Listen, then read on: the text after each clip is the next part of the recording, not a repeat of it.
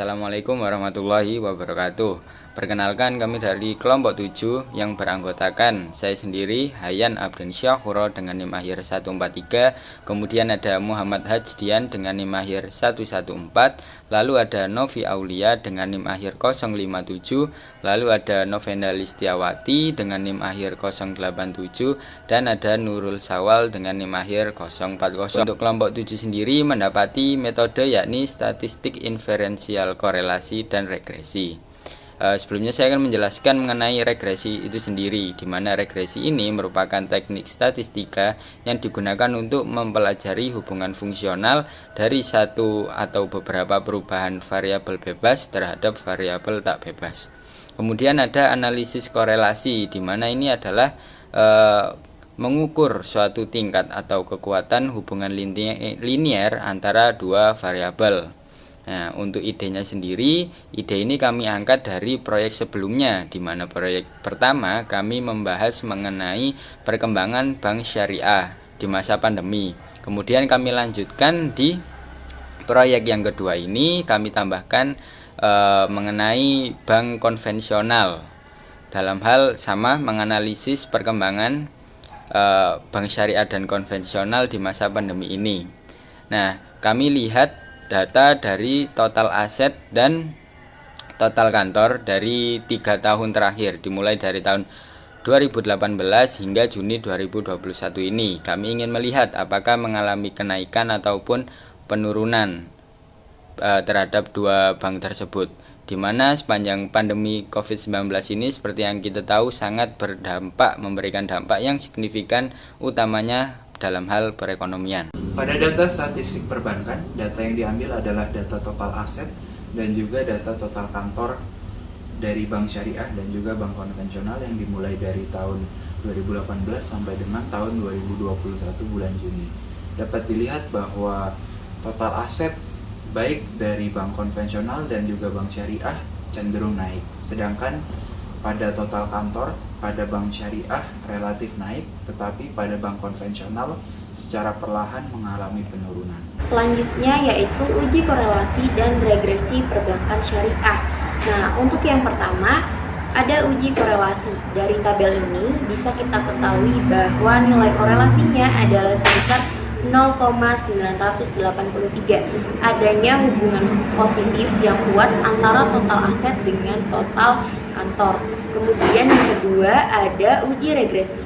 Dari tabel ini juga dijelaskan bahwa besarnya nilai korelasi atau hubungan yang biasa kita singkat dengan R yaitu sebesar 0,983.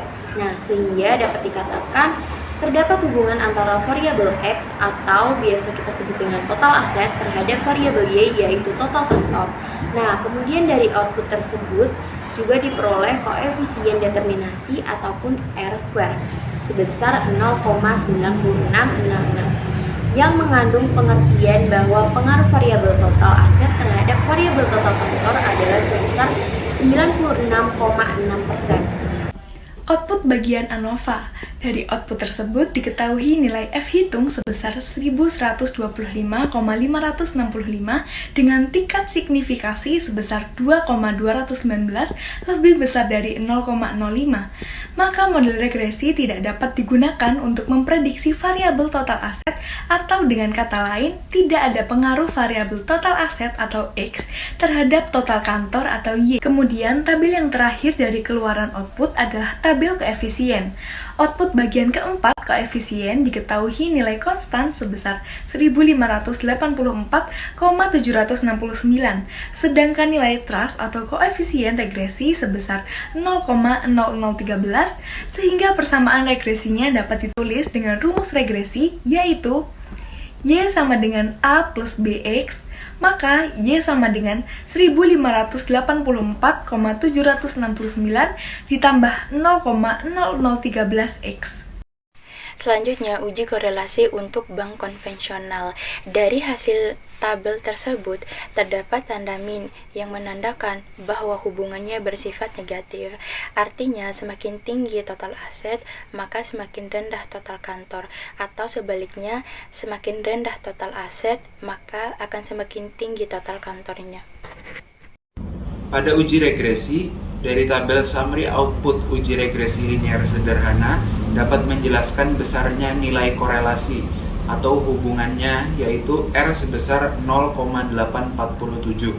Dari output tersebut diperoleh koefisien determinasi ataupun R square sebesar 0,718 yang mengandung pengertian bahwa pengaruh variabel total aset terhadap variabel total kantor adalah sebesar 71,8%. Oke, untuk selanjutnya ini aku akan menjelaskan tentang kesimpulan dari data-data yang sudah kita jelasin tadi. Nah, diketahui bahwa nilai F ini dihitung sebesar 101,870 dengan tingkat signifikasi sebesar 1,477 lebih besar dari 0,05. Maka model regresi ini tidak dapat digunakan untuk memprediksi variabel total aset, atau dengan kata lain tidak ada pengaruh variabel total aset atau X terhadap total kantor, yaitu Y. Sekian penjelasan dari kami, terima kasih telah menonton.